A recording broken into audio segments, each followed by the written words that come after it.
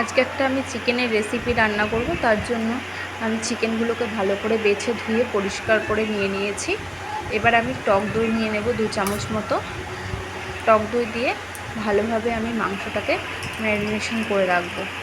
আমি 8 ঘন্টার জন্য ম্যারিনেশন করে রেখে দেবো। এই দই দিয়ে যদি চিকেন ম্যারিনেশন করে যায়, চিকেনটা অনেকটা সফট হয় আর খেতেও অনেক ভালো হয়।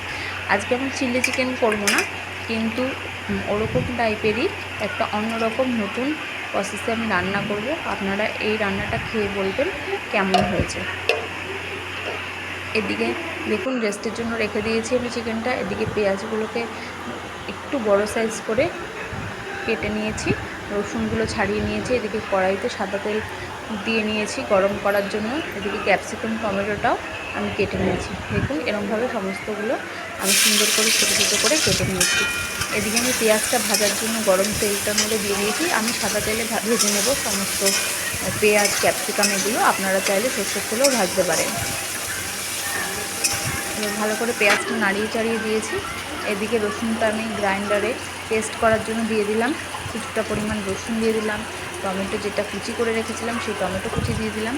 কিছুটা পরিমাণ আমি পেঁয়াজ দিয়ে দিলাম, ধরুন একটা মতনই পেঁয়াজ দিয়ে দিলাম। আমি এখানে 1 কিলো চিকেন ব্যবহার করেছি।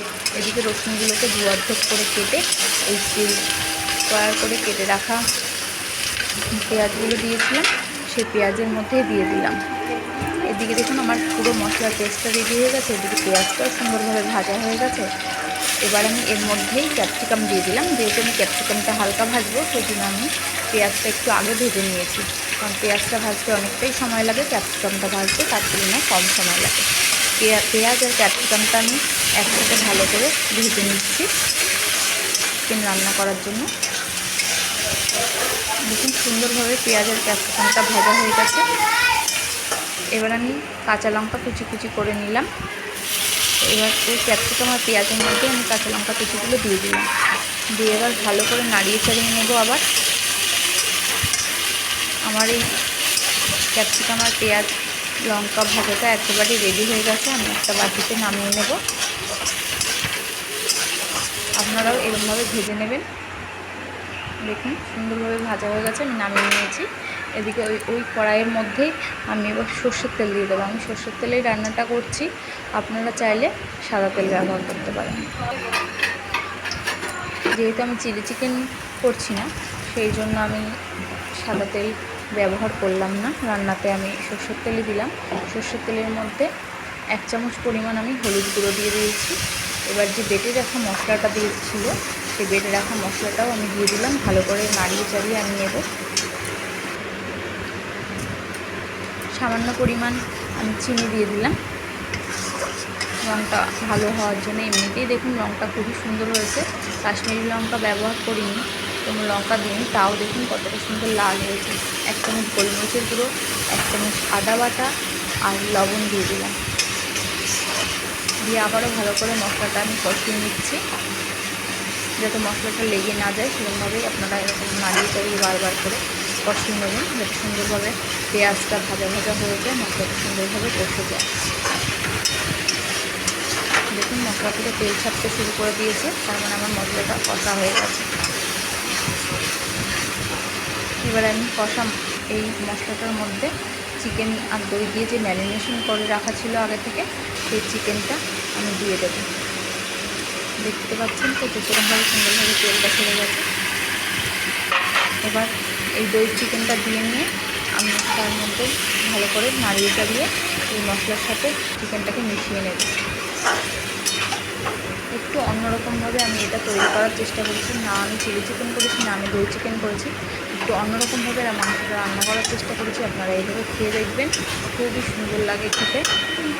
আর আপনারা আমার রান্নাটা করে কমেন্টে জানাবেন কেমনভাবে করলেন আর কীরকম লাগলো আপনাদের খেতে। দেখুন অর্ধেক পরিমাণ মাংসটা আমার কষা হয়ে গেছে। আমি আবারও ঢেকে ঢেকে মাংসটাকে কষিয়ে সুসিদ্ধ করে নেব।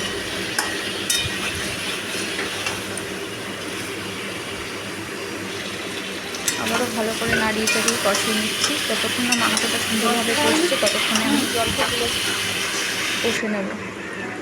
আর এইভাবে রান্না করলে খুবই কম সময়ে রান্না হয়ে যায়। আমি একটু লঙ্কার গুঁড়ো দিয়েছি পরিমাণ মতো, আর গোলমরিচ যেহেতু আমি আগেই দিয়েছিলাম, সেই জন্য আমি লঙ্কার গুঁড়োটা খুব সামান্য দিলাম। আর আমি খুব একটা লঙ্কার গুঁড়ো ব্যবহার করিনি, আপনারা চাইলে বেশি করে লঙ্কার গুঁড়ো দিয়েও করতে পারেন। যেহেতু আমি কাঁচা লঙ্কার পরিমাণটা, গোলমরিচের পরিমাণটা বেশি দিয়েছি, তাই লঙ্কার গুঁড়োটা খুব সামান্য পরিমাণে দিয়ে আমি আবারও নাড়িয়ে চাড়িয়ে একটু জল দিয়ে দিলাম। জলটা ফুটতেই আমি ক্যাপসিকাম আর পেঁয়াজ আর লঙ্কা যেটা আগে ভেজে রেখেছিলাম সেটা ভালো করে আবার নাড়িয়ে চাড়িয়ে নিচ্ছি। এদিকে একটা বাটিতে আমি soya sauce, chilli sauce, tomato sauce সব সুন্দরভাবে গুলে নিয়েছি। এবার আমি সসটা দিয়ে দিলাম এই চিকেনটার মধ্যে, দিয়ে আমি ভালো করে নাড়িয়ে চাড়িয়ে নিচ্ছি।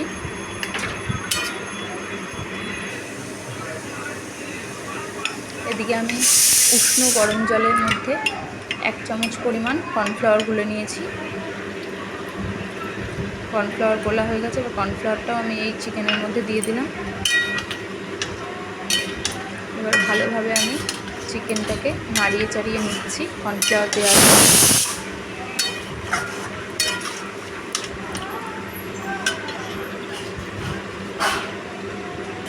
পরিমাণ মতো চিনি দেখেছেন কতটা সুন্দর গ্রেভি হয়ে গেছে আর কীরকম গাঢ় হয়ে গেছে কর্নফ্লাওয়ারটা দেওয়ার ফলে। এভাবে আপনারা একবার রান্না করে খাবেন, খুব সুন্দর চটজলদি একটু অন্যরকম স্বাদে চিকেন রেসিপি আপনারা খেতে পারবেন। আর এইভাবে আপনারা খেয়ে বলবেন যে কেমন হয়েছে। আর আপনারা আমার কমেন্ট বক্সে কমেন্ট করে জানাবেন। আমার চ্যানেলটাকে সাবস্ক্রাইব করে আপনারা আমার সবসময় পাশে থাকবেন এভাবে। আর যারা এখনও সাবস্ক্রাইব করেননি তারা আমার চ্যানেলটাকে সাবস্ক্রাইব করে দেবেন। দেখুন সুন্দরভাবে রেডি হয়ে গেছে, আমি নামিয়ে নিয়েছি এই চিকেন রেসিপি।